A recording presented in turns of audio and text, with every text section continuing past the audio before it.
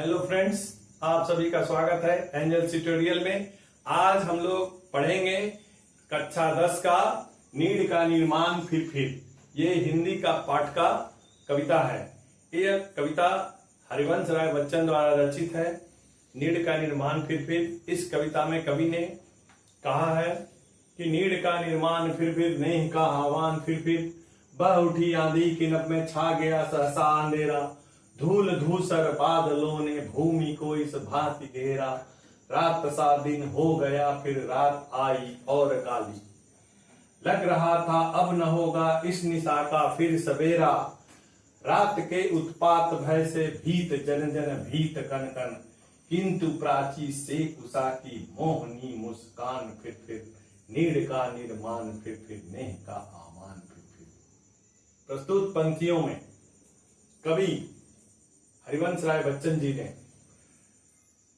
पक्षी के रूप में, मनुष्य को पक्षी के रूप में मानकर उसका वर्णन किया है। कहा है कि हे पक्षी रूपी मनुष्य, तुम अपने नीड यानी घोंसला के निर्माण में हमेशा लगे रहो। नेह यानी प्रेम का आह्वान हमेशा करते रहो। चाहे जितनी भी आंधियां तूफान आ जाए, तुम्हें घबराना नहीं चाहिए। क्यों कि ये तो है नीड का हमेशा वह उठी आंधी की नभ में छा गया सहसा अंधेरा।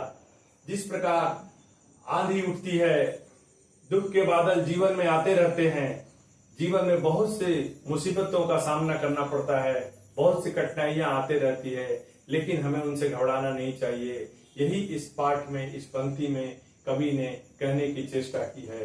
कहा है वह उठी आंधी की नभ में छा गया सहसा अंधेरा।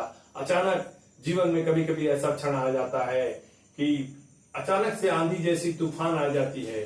पूरा जिस प्रकार बादल दिन में अचानक से जिस प्रकार काले बादल छा जाते हैं, पूरा अंधकार हो जाता है, जैसे लगता है कि अब इस सवेरा का कभी अंत नहीं होगा, इस रात का कभी अंत नहीं होगा, इस रात का कभी अंत नहीं होगा। पूरा घनघोर अंधेरा छा जाता है। उसी अवस्था में धूल धूसर जो बादल हैं, जो पूरे बादल धूल धूसर हैं, वे पूरे धरती को इस तरह से घेर लेते हैं जैसे लगता है कि ये रात हो गया है। अब रात और काली, उसके बाद फिर क्या होता है कि शाम होने के बाद फिर रात हो जाता है।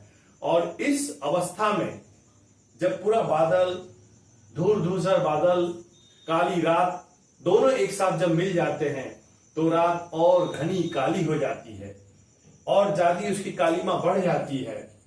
तो उस उत्पात से जितने भी लोग, जितने भी जन सब भयभीत हो जाते हैं।